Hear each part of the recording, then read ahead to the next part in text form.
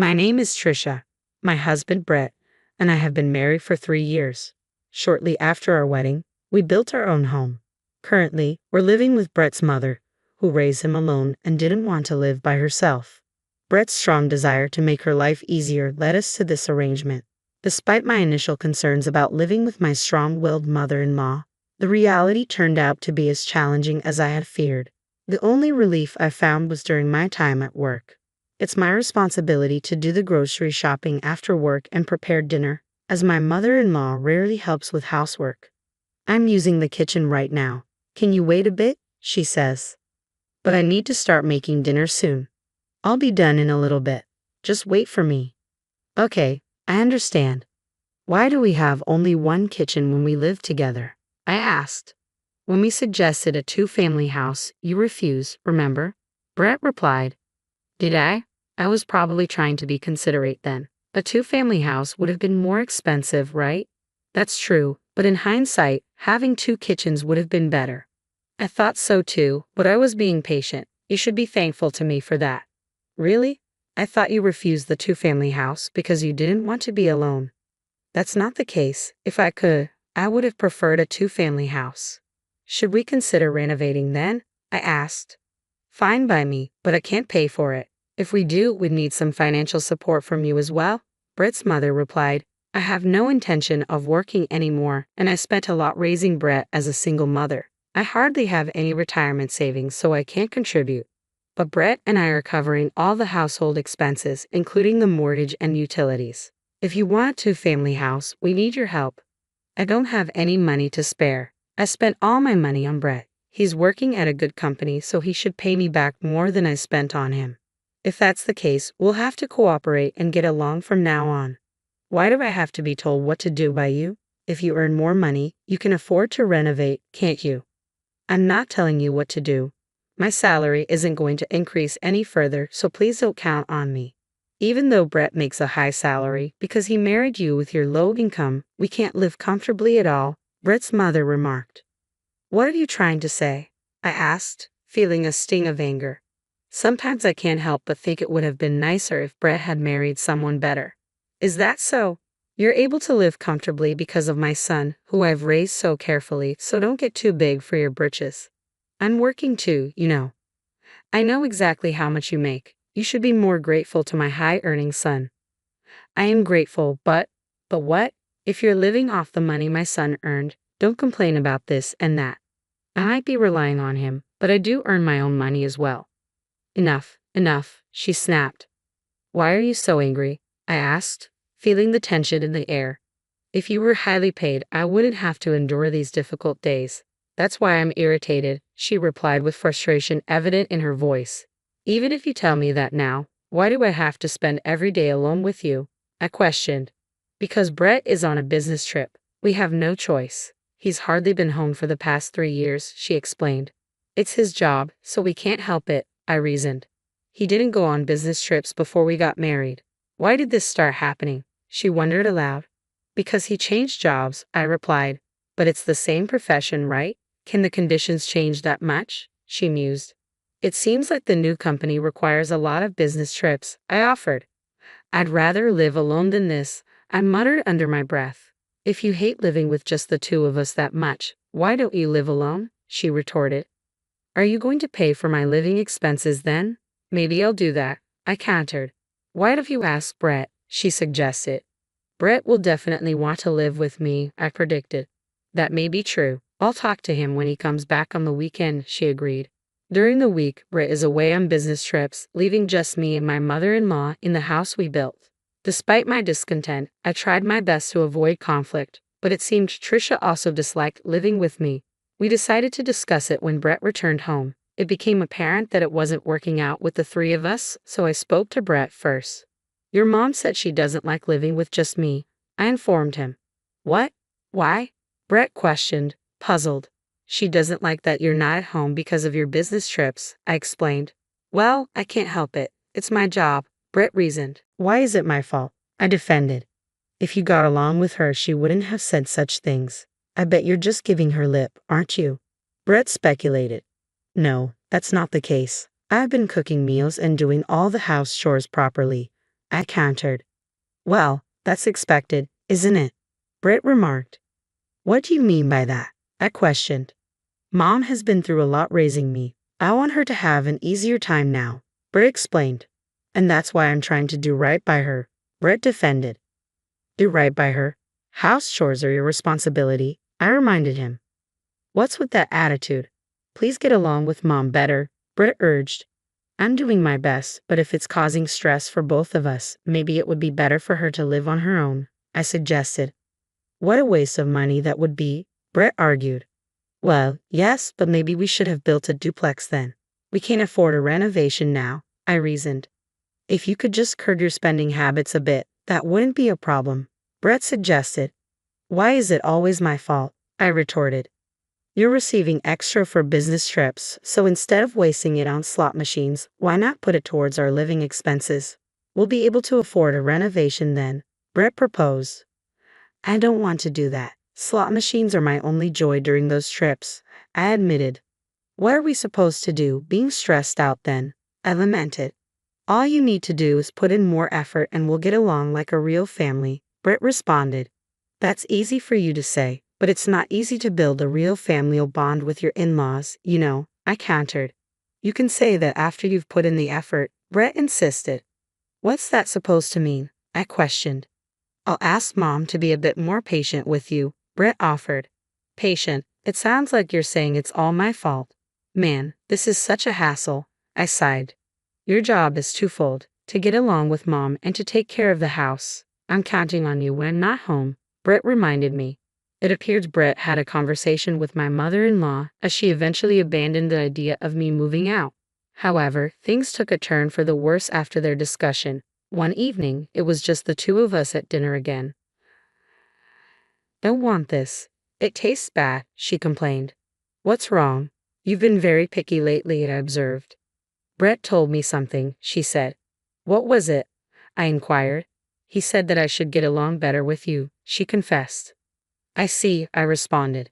He told me that I should speak my mind and not hold back, she continued. Is that so? I mused, sensing there was more to her words. He said that if I lived as if you were my own daughter, my stress would disappear, so I decided to stop holding back. Even if I didn't want to eat something, I had been eating it anyway, but I decided to stop that too, my mother-in-law explained. So that's what it was, I muttered, trying to comprehend her sudden change in behavior. From that day forward, my mother-in-law became increasingly selfish, adding to my stress. Whenever I tried to discuss it with Brett, he would dismiss my concerns, insisting I wasn't trying hard enough and offering no assistance. I reached my breaking point. By the way, did you clean the bathroom yesterday? She asked. Yes, I did, I replied. You left it dirty, she accused as she emerged from the bath, triggering my boiling anger. I'm sick and tired of being nagged about these little things every single day, I exclaimed in frustration. Huh? Brett told me to treat you like my real daughter, so that's what I'm doing, my mother-in-law defended. Real daughter? I don't remember becoming your daughter. What's with that attitude? I think you're mistaking me for a servant, not a daughter, I retorted. Well, now that you mention it, you do seem like a servant, she remarked. I'm not your servant, I insisted. Then why don't you leave? She challenged. That's what I should be saying. What? Do you really plan on kicking me out even though you don't contribute to living expenses? I fired back. Of course, Brett is the head of the household, she asserted. But I'm Brett's wife, I reminded her. What are you talking about? I am Brett's mother. Do you think a wife has a higher status? My mother-in-law challenged. It's not about status or anything like that, I clarified. Then what is it? Do you think Brett will choose you over me? She prodded. I think Brett will choose you, mother-in-law, because he cherishes you so much, I reassured her. That's more like it. Are you really sure it's okay if I leave? She questioned. Why worry? It'll definitely be okay without you. I feel relieved actually, I admit it. Is that so? Even if it might make things financially difficult, it's okay, she pressed. Huh? Why worry? It's none of your business, I responded defensively. I understand. Brett earns $70,000 annually. We're comfortable, so stop undermining us, she insisted. I'm not undermining. I'm just worried, I confessed. There's no reason for you to worry. Stop belittling us. Get a divorce quickly, understood, my mother-in-law commanded. There seems to be no need to discuss this with Brett. I will pack my things and leave promptly, I responded calmly. Ah, finally the nuisance is gone, she remarked. Several days later, I departed without informing Brett. If I had consulted with Brett, who adores his mother, I would be the one to be blamed. As if to confirm it, there was no contact from Brett, who must have returned from his business trip, and I resolved to divorce. I arranged to meet Brett alone. Dude, I told you to get along with Mom. Why did you fight? Brett questioned. It seems you're only siding with your mother, making everything my fault, I replied. What? You want to say you were harassed by Mom? Let's not.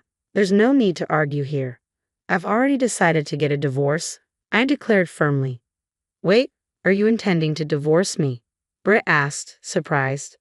Yes. Did you think we were going to divorce? I replied. Well, we're not on bad terms or anything, Brett reasoned. There's no way I can continue to live with a mother-in-law like that. And you, Brett, you're a mama's boy who has no intention of helping me, I accused. I'm not mama's boy, Brett protested. You're nothing but a mama's boy, I insisted. Is that so? Brett questioned, hurt by my words. Your mother is all about you, Brett. It's mutual love, so enjoy it, I remarked bitterly. Hey, you must be kidding me, Brett said, disbelief evident in his voice.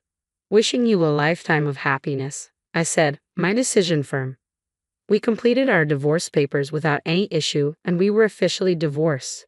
Since the house was mortgaged under Brett's name, it became his property. Then just a month after our divorce, I received a call from Brett. He said he had something important to discuss involving his mother, so I reluctantly agreed to meet them. Wait a minute. What's going on? Why are you being so emotional all of a sudden? Brett asked as I entered the room.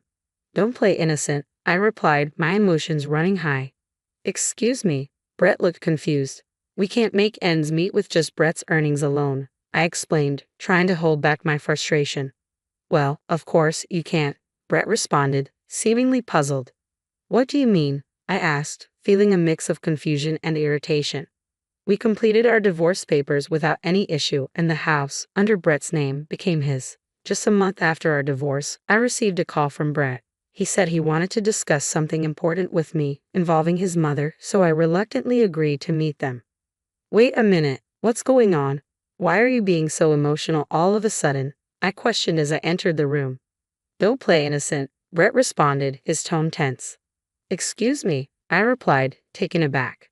We can't make ends meet with Brett's earnings alone, Brett explained, his frustration evident. Well, of course, you can't, I replied, trying to understand. What do you mean? I asked, sensing there was more to this statement.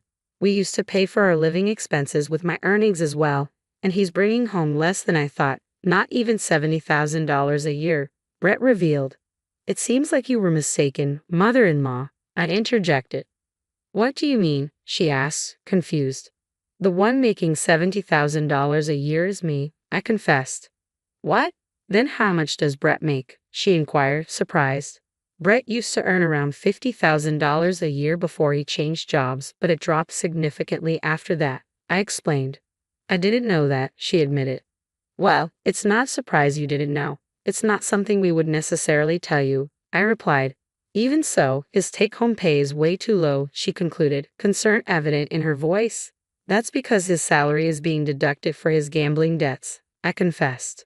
What? My mother-in-law exclaimed, clearly shocked.